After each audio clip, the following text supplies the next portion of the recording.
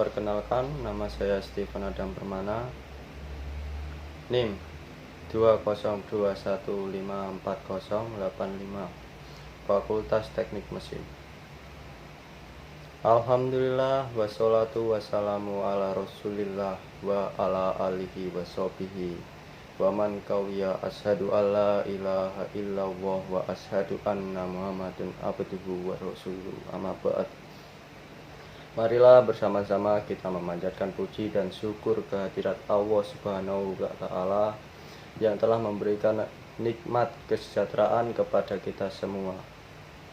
Dan marilah bersama-sama kita terus meningkatkan keimanan dan ketakwaan kita hanya kepada Allah Subhanahu wa Ta'ala. Selawat serta salam semoga tetap tercurahkan kepada junjungan kita Nabi Agung Muhammad Sallallahu Alaihi Wasallam yang telah membawa kita dari zaman jahiliyah menuju zaman yang penuh dengan rahmat, yaitu Adinul Islam.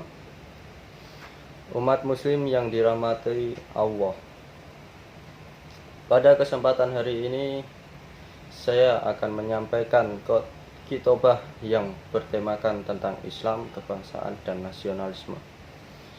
Sungguh banyak sekali pelajaran serta hikmah yang dapat dipetik dari peristiwa hijrahnya Nabi Muhammad dari kota Mekah ke kota Yastrib.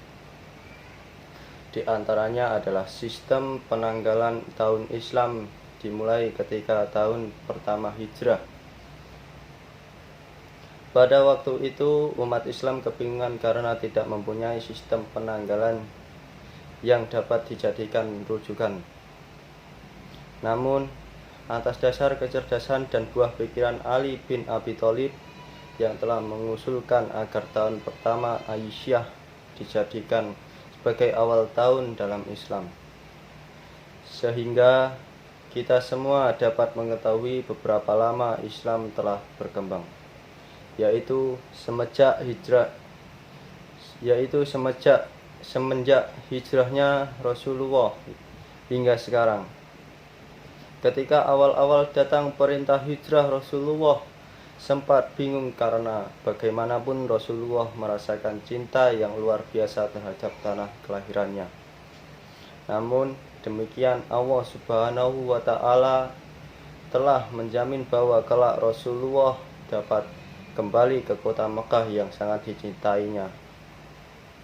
Hal ini Allah tegaskan dalam surah Al-Qasas ayat 85. Innalladzi farada 'alaikal qur'ana laradduka ila ma'ad kul rabbi alamu man ja'a bil huda wa man huwa fi dalalin mubin. Artinya, sesungguhnya yang mewajibkan atasmu melaksanakan hukum-hukum Al-Qur'an benar-benar akan mengembalikan kamu ke tempat kembali. Katakanlah, Tuhanku mengetahui orang yang membawa petunjuk dan orang yang dalam kesesatan yang nyata. Terbukti Rasulullah dapat kembali ke kota Mekah ketika terjadi peristiwa Fathul Mekah. Umat muslim yang dirahmati Allah, lalu apa yang dapat kita petik dari peristiwa hijrahnya Rasulullah dalam konteks kekinian terutama bagi bangsa Indonesia? Pertama, tentu kita semua pernah mendengar ungkapan hubul waton minal iman. Cinta tanah air sebagai sebagian dari iman.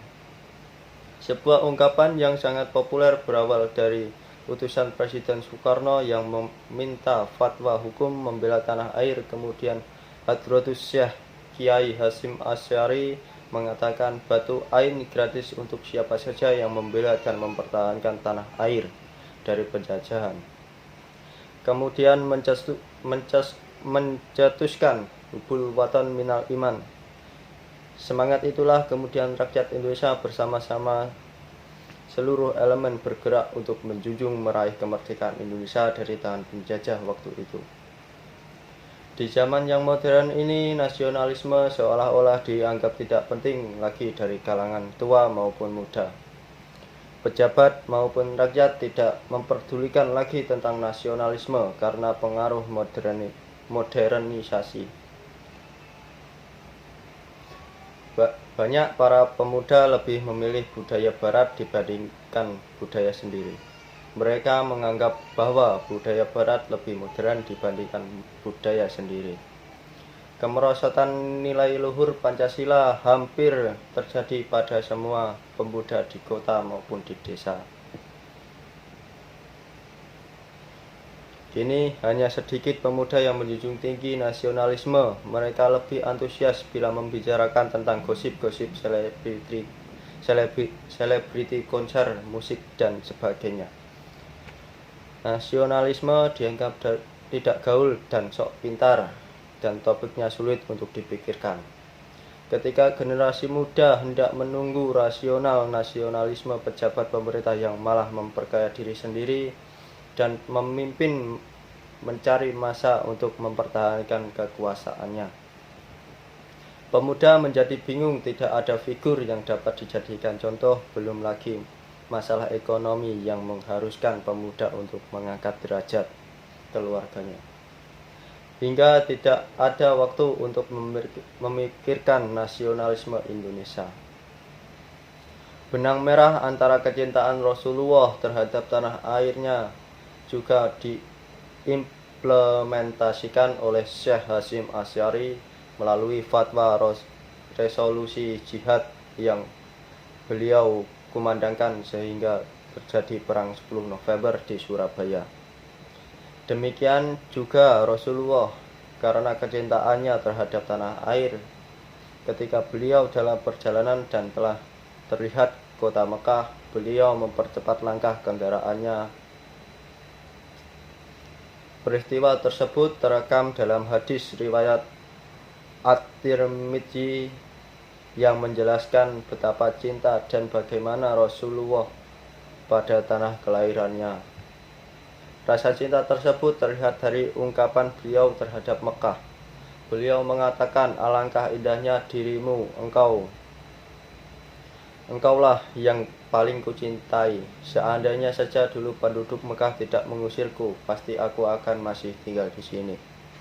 Termasuk bagaimana kita mencintai negara dan bangsa Indonesia dengan cara turut serta memberikan sumbang asih berupa apapun untuk bersama-sama menjadikan Indonesia sebagai negara hebat dan unggul.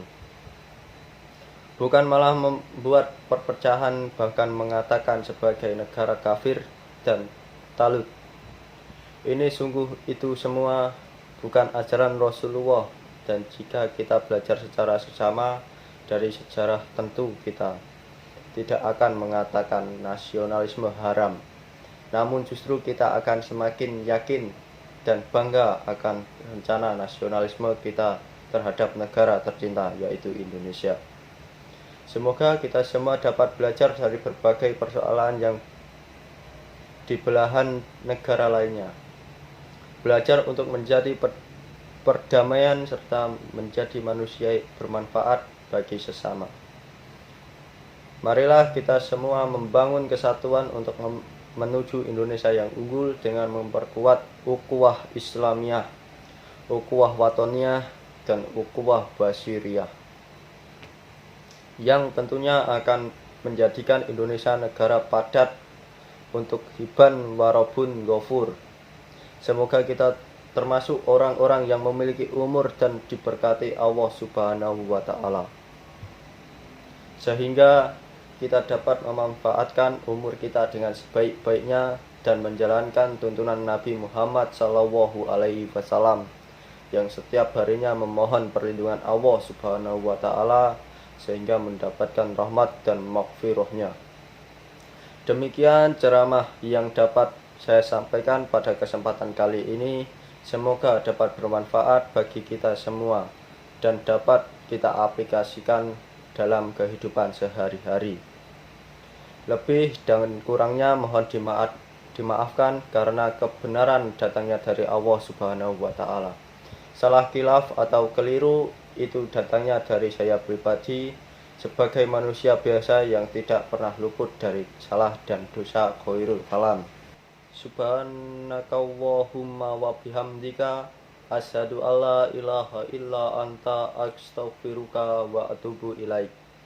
Wassalamualaikum warahmatullahi wabarakatuh.